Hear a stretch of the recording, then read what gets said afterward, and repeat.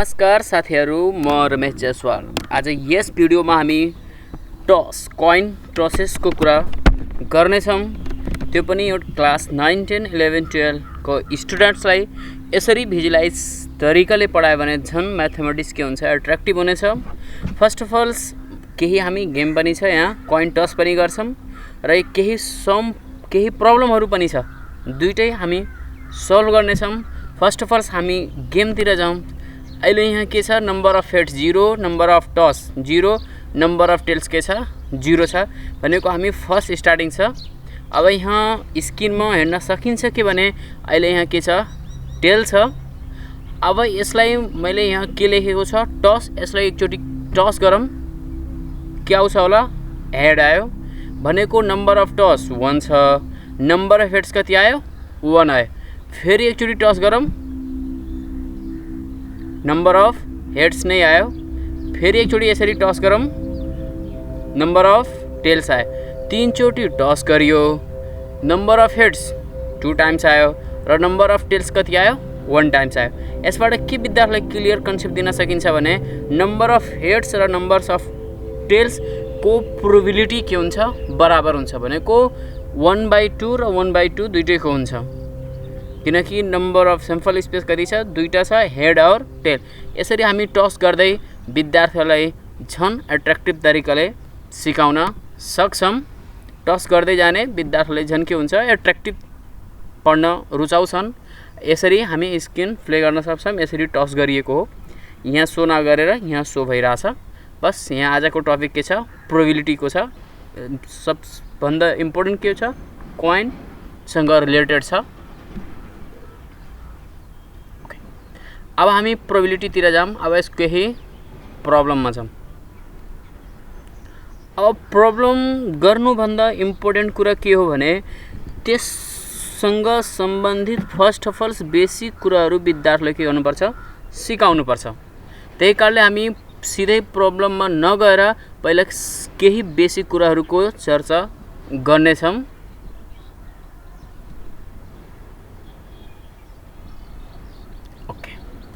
अब यहाँ केही बेसिक कुराहरू छ, त्यो हामी विद्यार्थीलाई 1 by 1 के गर्छौँ, क्लियर कन्सेप्ट दिन्छौँ। जस्तै when a toss a coin there is always a probability to get a head or tail is 50% भनेको हेड्स र टेलको प्रोबेबिलिटी कति हुन्छ, 50% हुन्छ भनेको दुईटैको प्रोबेबिलिटी के हुन्छ, आउने चान्स के हुन्छ, बराबर हुन्छ।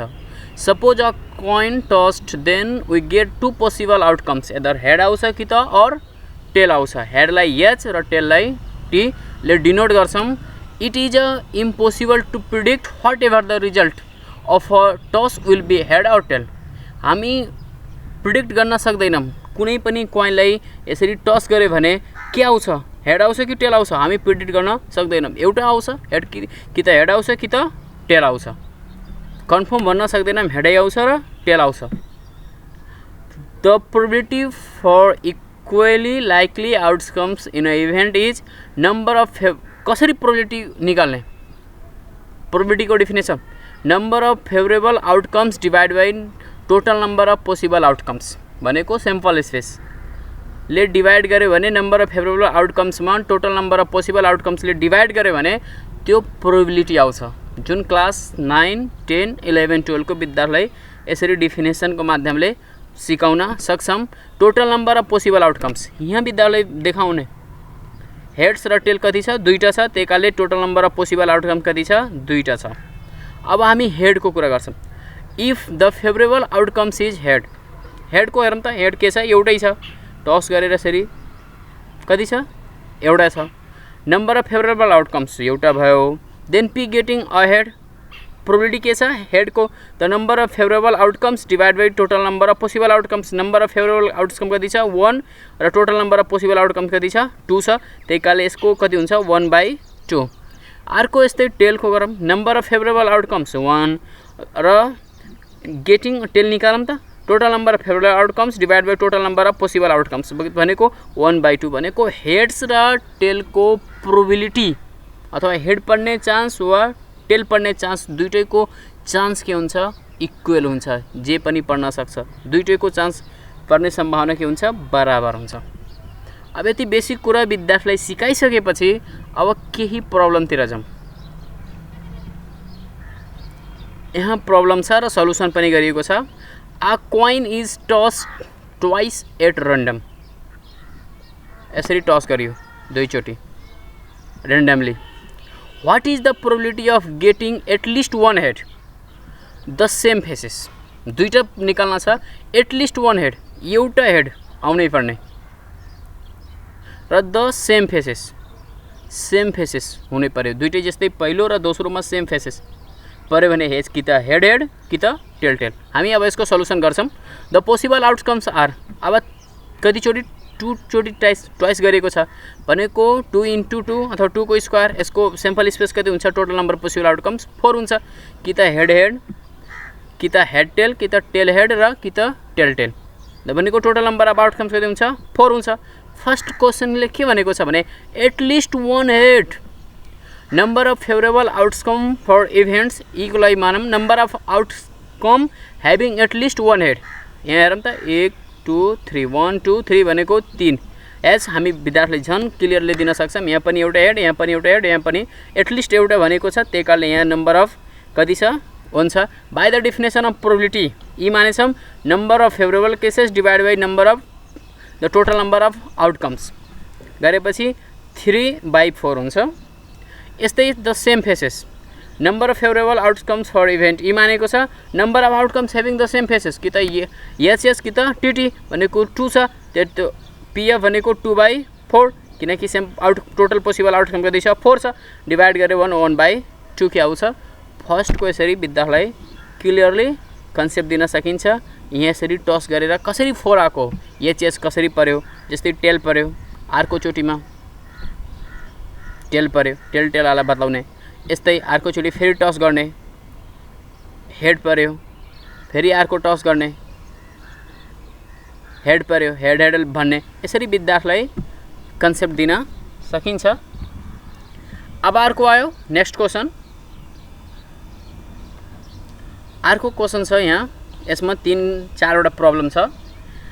If 3 fair coins are tossed randomly 175 times, okay 175 times toss गरिएको छ and it is found that 3 heads appeared 21 times.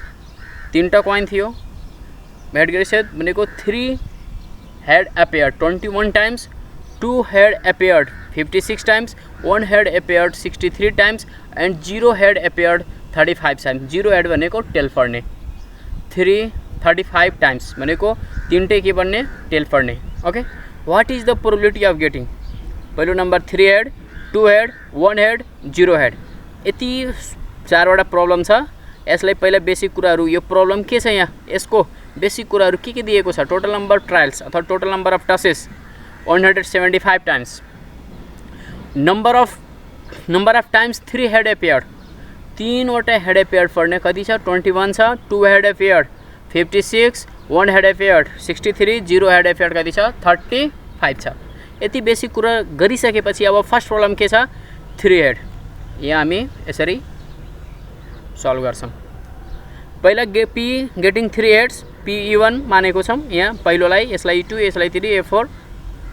Number of times 3 head appeared, number of favourable outcomes divide by total number of trials अथवा total number of टसेस। अब कति छ, 21 divide by 175 divide गऱ्यो भने 0.12। First को problem को answer यसरी विद्यार्थीलाई सिकाउने, यसरी सिकायो भने झन् सजिलो हुनेछ।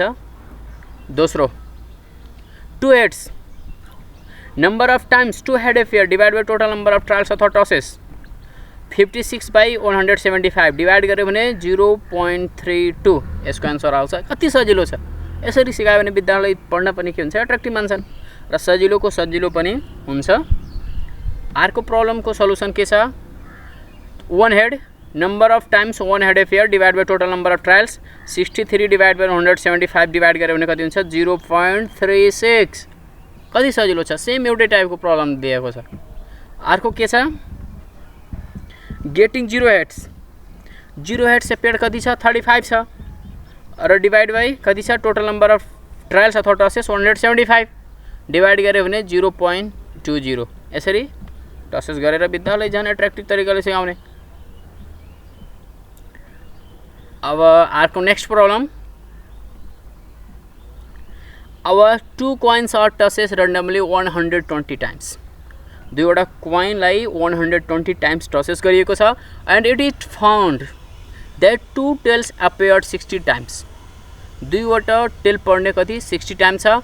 1 tail appeared 48 times and no tail appeared भनेको हेड टु हेड appeared कति छ 12 टाइम्स दिएको छ। If 2 coins are tossed at random what is the probability of getting 2 tails 1 tails 0 tails। ठीक छ।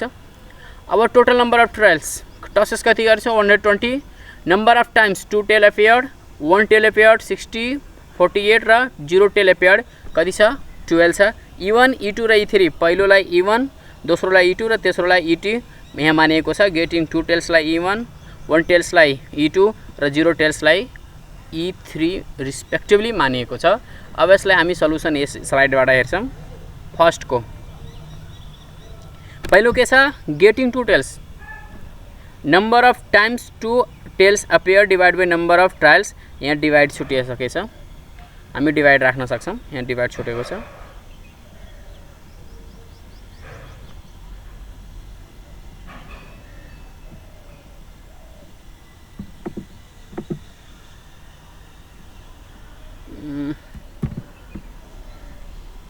ओके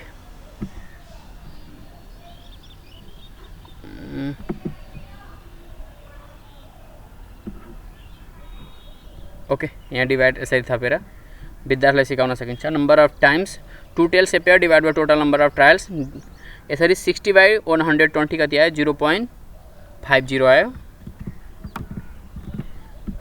अर्को प्रब्लम के छ यहाँ पनि सेम, यहाँ डिवाइड छुटेछ राख्न सकिन्छ। Number of times 1 tail appear divide by total number of trials 48 by कति छ यहाँ डिवाइड छुटेको छ, हामी डिवाइड यसरी थाप्न सक्छौँ। नम्बर अफ ट्रायल्स 48 बाई 120 0.40 आएको छ। अर्को नेक्स्ट प्रब्लम के छ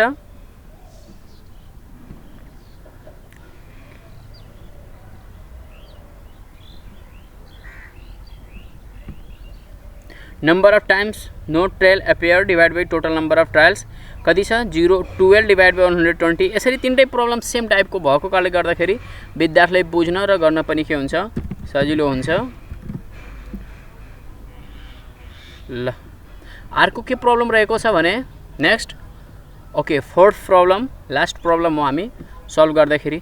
suppose a fair coin is randomly tosses for 75 times. ठिक छ, एउटा कोइनलाई टस गरेको छ and it is found that head turns of 45 times. यसरी टसेस गरेर विद्यार्थीलाई सिकाउन सकिन्छ। य टसेस गर्दै विद्यार्थीलाई हेड र टेल कतिखेर के पर्छ भनेर विद्यार्थीलाई सिकाउन सकिन्छ। अर्को के छ and tail 30 times, head 45 times tail 30 times दुईटै जोडेर 75 टाइम्स आइहाल्यो। What is the probability of getting a head and a tail? Total number of trials 75 times, number of head number of tail 45 र अब सल्भ गरौँ। First प्रब्लमलाई दुईटा problem छ। पहिलो के छ let X be the event getting a head, हेडलाई के मानियो एक्स मानियो। px equal to number of times head turns of divide by total number of trials 45 by divide by 75 divide गरेर कति आयो 60 आयो। अर्को next solution good a tail, tail कति छ y मानिएको छ। Number of times tail turn of अथवा number of favourable outcomes divide by total number of trials अथवा टसेस 30 बाई 75 0.45। यसरी विद्यार्थीलाई सिकाउन सकिन्छ। यति प्रब्लम थियो आजको लागि। यसरी हामी मेन इम्पोर्टेन्ट कुरा यो प्रब्लम सल्भ गर्न थिएन, मेन कुरा यो थियो टसेस। विद्यार्थीले यसरी टसेस गरेर सिकायो भने के हुन्छ विद्यार्थीले पढ्न के हुन्छन् उत्साहित हुन्छन्, रुचिपूर्ण हुन्छ। यसरी सिकायो भने मेरो कन्सेप्ट यो थियो विद्यार्थीलाई के पढाउनु पर्छ जम्मै टिचरलाई थाहा छ सजिलो कुराहरू, तर विद्यार्थीले कसरी पढाऊँ एट्र्याक्टिभ तरिकाले अथवा भिजुअलाइज तरिकाले मेन कुरा मेरो त्यो फोकस रहेको छ। त्यसैले आजको प्रब्लम यति नै रहेछ। 4 वटा प्रब्लम थियो र एउटा बेसिक कन्सेप्ट थियो र हाम्रो गेम पनि थियो, जुन टस गर्दै रिसेट गर्दै हेड पर्छ कि टेल पर्छ विद्यार्थीलाई क्लासमा झन् टस गर्ने के पर्छ भनेर सोध्यो भने विद्यार्थीले भन्छन्। जस्ट इन्ट्रेस्टिङ क्लास पनि हुन्छ। ओके, यति गरिसकेपछि हामीहरूको लास्ट अब प्रब्लम अब यसरी रहेको छ। यसरी 1-2 मिनट झन् गेम खेल्न सकिन्छ। यसरी गेम खेलेर विद्यार्थीलाई पढायो भने झन् के हुन्छ, एट्र्याक्टिभ हुन्छ। यदि तपाईहरुलाई यो भिडियो मन पर्यो भने प्लिज युट्युब च्यानललाई सब्स्क्राइब गरिदिनु होला, साथसाथै बेल आइकन घण्टीलाई पनि थिचिदिनु होला र यदि फेसबुक पेजमा हेर्दै हुनुहुन्छ भने फेसबुक पेजलाई लाइक गरेर जोइन गरिदिनु होला, किनकि तपाईहरुले जोइनिङ र सब्स्क्राइबको कारणले गर्दाखेरि यस्ता जियोजेब्रा रिलेटेड थुप्रै भिडियो मैले बनाउन उत्साहित पनि हुन्छु र बनाएर तपाईहरुलाई छन् एट्र्याक्टिभ तरिकाले यसरी विद्यार्थीलाई पढाउन पनि सजिलो तरिकाले गर्न सक्छौं। म्याथमेटिक्स डिफिकल्ट हैन, म्याथमेटिक्सले ट्रेडिसनल मेथडले डिफिकल्ट बनाइदिएको हो, न त म्याथमेटिक्स भन्दा सजिलो कुरा केही पनि छैन। यति भन्दै बिदा हुन्छु। हस्त, धन्यवाद।